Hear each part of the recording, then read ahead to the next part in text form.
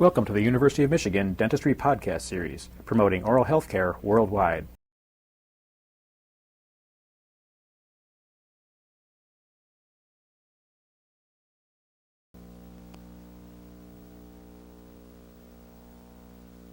We would like to take a few minutes this morning to introduce you to the various pieces of equipment that are going to be required to make a mix of dental amalgam and the manipulation that will be required to go through the various techniques of condensing, carving, and eventually finishing the set amalgam. The most important piece of equipment that you're going to be using probably in this technique is the mechanical dental amalgamator. You've purchased in your kit the Wigglebug dental amalgamator.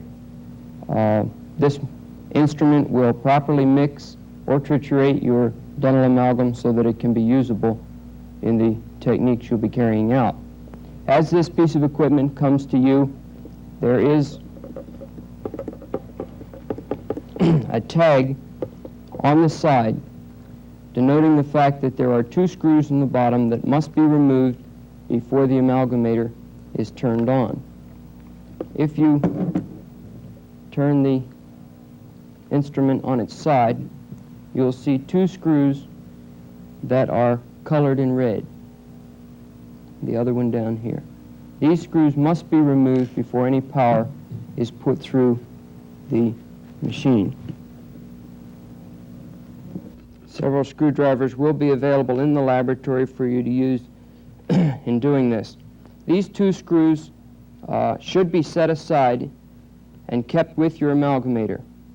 These will be used in the event that the machinery or the equipment is going to be transported or moved any great distance. It will keep the rotating mechanism from being damaged. The mercury and the silver tin alloy are put together into a amalgam mixing capsule. We'll discuss this more in detail later. But the mercury and the silver tin alloy are then placed into the forks of the machine. These are forks under quite heavy tension, but they can be spread apart just enough to insert the capsule. Put one end in first and then rotate the other one down. You can see it in place. Now, when the machine is turned on, the forks and the loaded capsule move in two directions. They move back and forth, and they also rotate crosswise, which gives a figure-8 motion. If we can turn it on very, very slowly.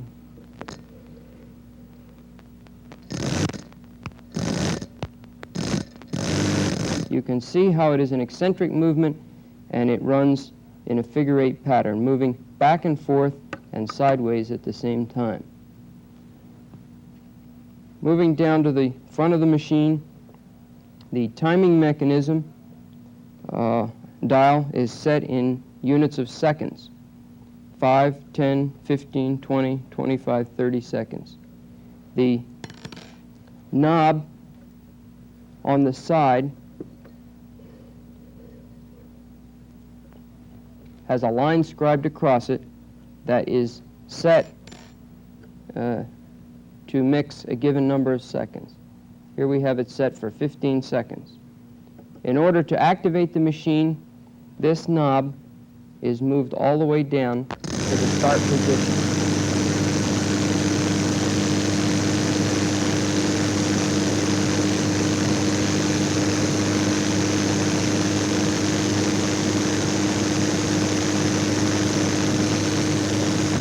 That gives you a 15-second mix. At the bottom of the dial is an off-on manual switch. This is used for instantaneous off-on manual operation. It gives you about 1 to 2 seconds of amalgamation time. In triturating or mixing your dental amalgam, the important aspect of this is the capsule. and the proportioning of your mercury and your silver tin alloy to give you the proper plasticity and workability of your mixed amalgam. You have purchased your amalgam pre-dispensed in the Sphericap form. This is the kit that it is furnished to you in. If we open the kit,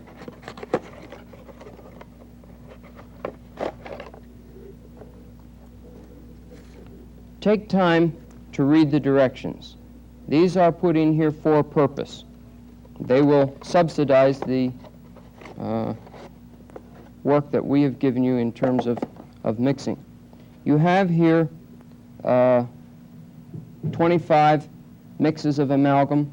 The yellow ones are single spill 350 milligram mixes, and the orange ones are double spill 700 milligram mixes.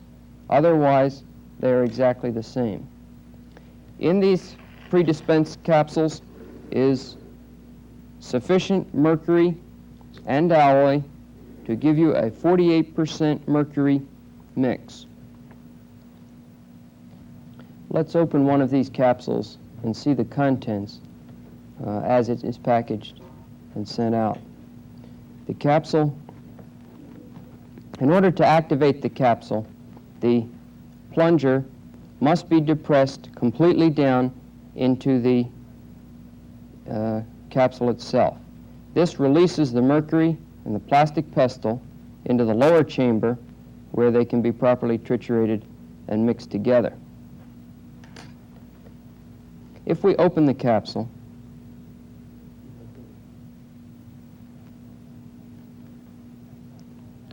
we can take out, first of all, from the lower chamber, the 350 milligrams of silver tin alloy powder. Then, by holding the upper stage on the glass slab and depressing the plunger completely down in, we can release the plastic pestle and the mercury that was required to make the 48% mix with 350 milligrams of powdered alloy. In making a mix, the single spill yellow capsules should be triturated for 15 seconds, and the double spill orange capsules should be triturated for 20 seconds. If we take a single spill mix and if we activate it completely, then insert it into the forks of the Wigglebug. The dial is set for 15 seconds. Bring the timing switch around to the start.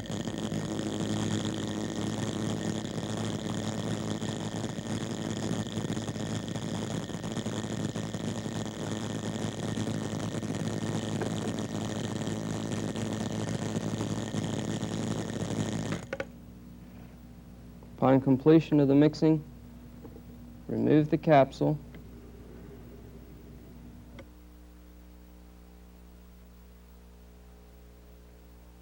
Open the capsule. Tap both sections to remove amalgam. Separate the pestle.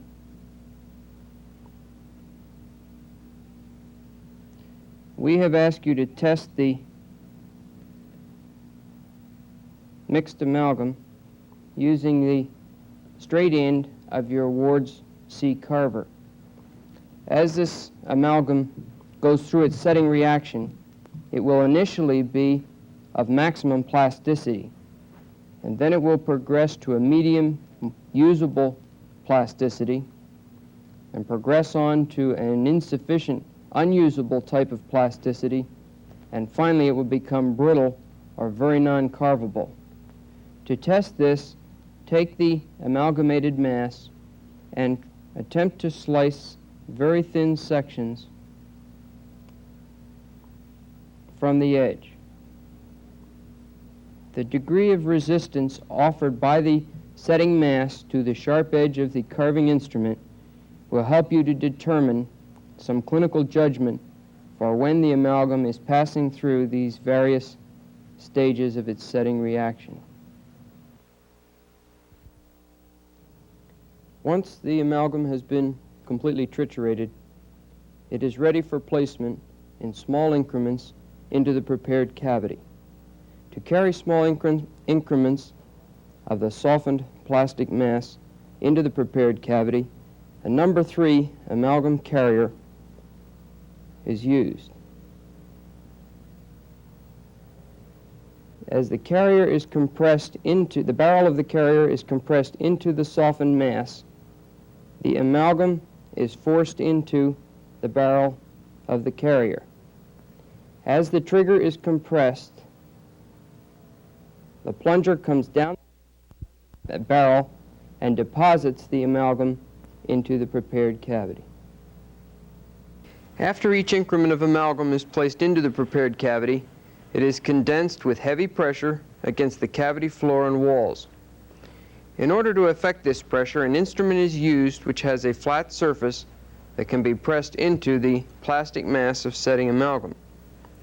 These instruments are termed amalgam condensers. They are double-ended instruments with each head having the same geometrical shape on the condensing surface, but one end being somewhat larger than the condensing surface on the opposite end. Each student has purchased a set of 5 amalgam condensers. They are marked CD1 through CD5. The CD1 condenser is the smallest of 3 round-faced condensers. It is used in smaller or more restricted areas of cavity preparations. The CD2 condenser is of the same geometrical shape, but somewhat larger in size and used where access is more available. The CD3 condenser is the largest of the 3 condensers and is used where there's greater access for condensation and in the larger cavity preparations. From the flat condensing surface, you will notice the rounded, beveled area as the condensing surface blends off into the blade of the condensing instrument. The CD5 condensing instrument is a similar circular-faced instrument with the large end of the condenser having a rounded condensing surface similar to the small end of the CD2 condenser, and the small end of the CD5 condenser similar to the large end of the CD1 condenser. The advantage of the CD5 condenser is the angulation of the condensing surface to the shaft of the instrument. The blade of the CD5 condenser approaches more nearly a 90-degree angle to the shaft of the instrument than does the CD1 set on the left side of the screen.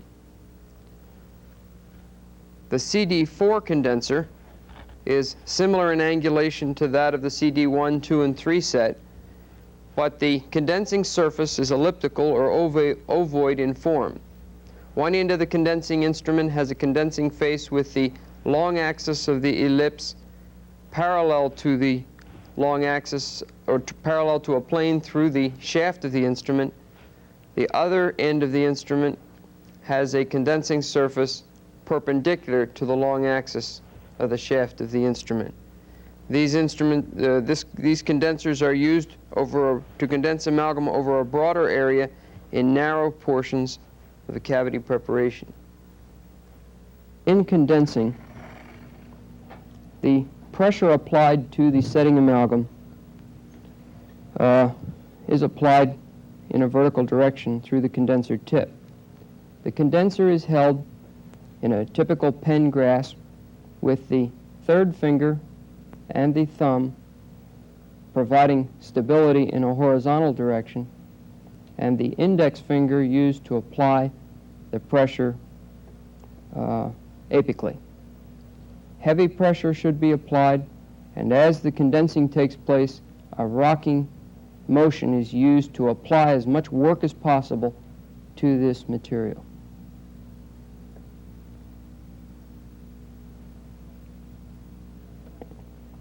In the laboratory, The die which you'll be using basically is two parts that are keyed together. If the lock nut is removed, the die can be separated without removing the screw. There are two metal keys which insert into two holes on the other half of the die to ensure replacing the die in the exact same position.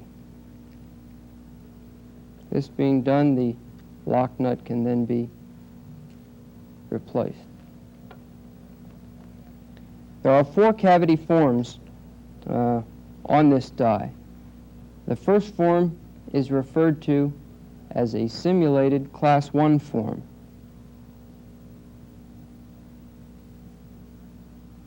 The second form is a simulated Class 1 form, but in a premolar area. It's dumbbell in shape.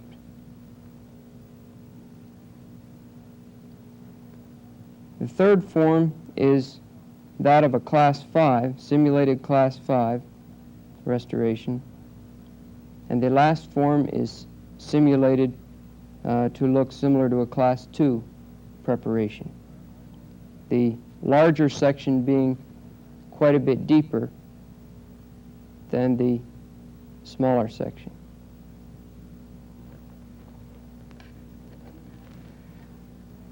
If we can return to the Class 1 molar form and make a mix, we can then condense into this and demonstrate the condensing technique.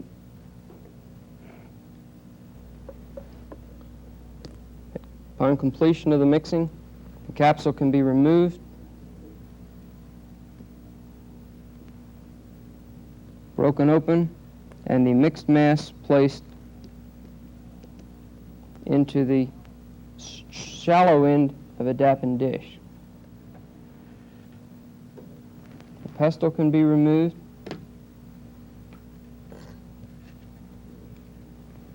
The mass is ready to pick up with the carrier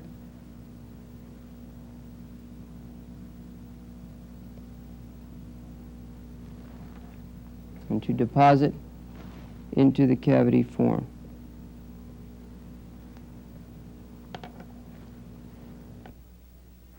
We'll begin the initial condensation of this plastic mass by selecting the largest appropriate condenser face consistent with the cavity form and one that will give access to the internal angles. In this particular case, we use the small end of the CD2 condenser. Condensation is carried out in a stepwise manner, overlapping each previous condensation step with the succeeding step. The second increment of amalgam is picked up in the amalgam carrier. It's dispensed into the cavity preparation, and condensation will proceed as previously described.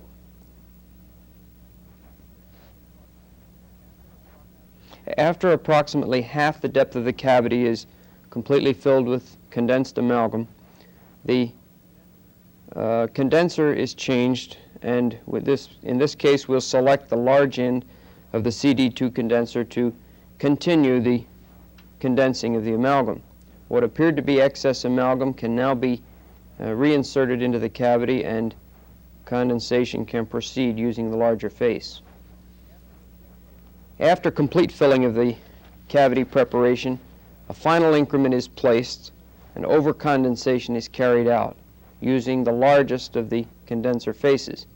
In this case, we'll select the large end of the CD3 condenser and begin stepwise condensation to get complete condensation of the amalgam mass over the marginal areas. We want to overlap these margins and get adequate compaction in these marginal interfaces. Complete condensation of the mass involves using very heavy pressure to get proper adaptation. If you've applied approximately 8 pounds of pressure to that condenser tip, by the time you've completed the procedure, you should feel the tension in your finger muscles.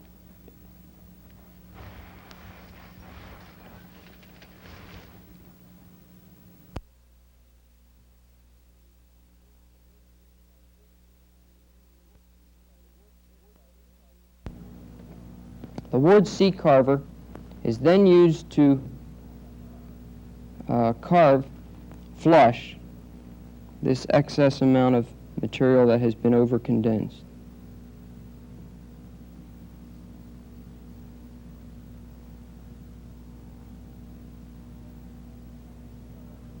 Keeping the carver on both sides of the cavity form at the same time will prohibit carving to a deficiency. Now, excess amalgam deposited in waste receptacles can lead to problems. And you will have an ointment jar which should be purchased from the health services. This is to be used strictly for your amalgam waste material.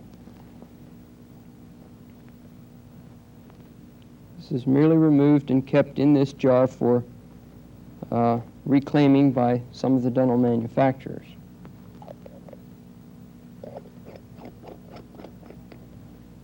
This has become an environmental problem and should be very carefully controlled. One of the advantages of using the pre-dispensed capsule is that the availability of free mercury in the dental operatory would be somewhat minimized. The polishing and finishing of dental amalgam involves the production of finer and finer scratches upon the surface of the amalgam until it eventually reaches a high gloss stage. Here we have the simulated Class 2 form that has been held for 24 hours after packing, removed from the die, and will now demonstrate a little bit of the finishing and polishing sequence. In the exercise, you'll be using, first of all, the flame-shaped number 47 greenstone and the 242 steel plug finishing burr. Then we'll be using slurries of extra fine XXX silex and tin oxide in the Robinson soft cup bristle brush, and also with the unwebbed black rubber cup. And then there are 3 of the Moore's snap-on discs to be used with the Moore's mandrel.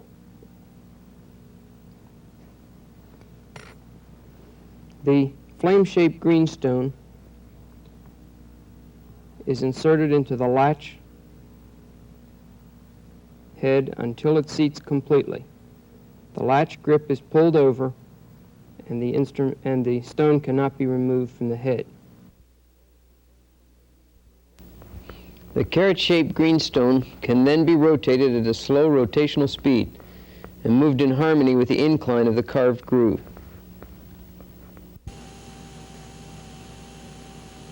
Once the ripples have all been removed and the surface appears uniform in whatever texture that particular abrasive will produce, it is then ready for evaluation. We have here some silex powder, and we'll make our slurry by adding several drops of water.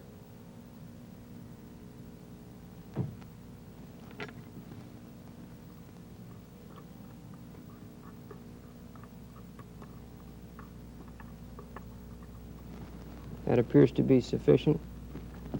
It should be a very thin, watery slurry.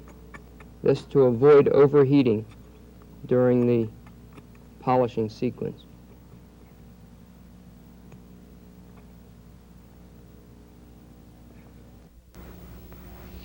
The silex slurry should then be carried to the operating site and the amalgam polished, utilizing either the black unwebbed rubber cup or, as in this case, a moistened Robinson soft cup bristle brush.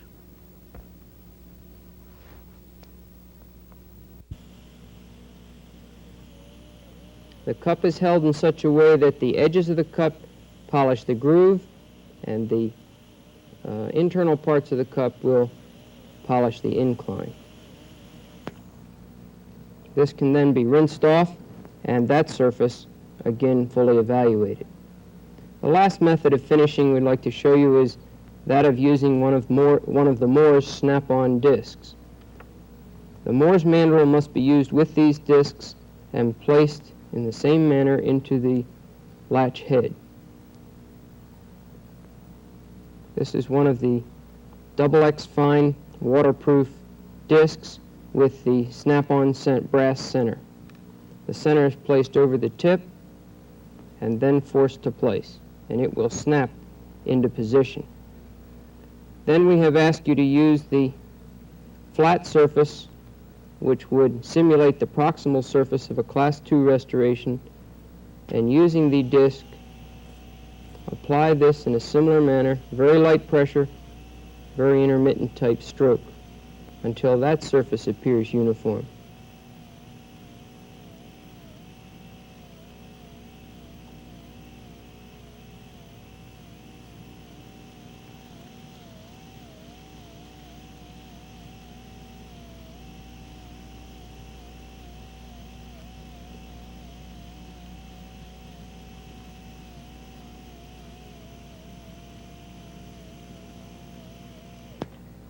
This can then be repeated with successively finer discs, progressing from the fine sand to the extra fine waterproof and finishing with this XX fine waterproof disc.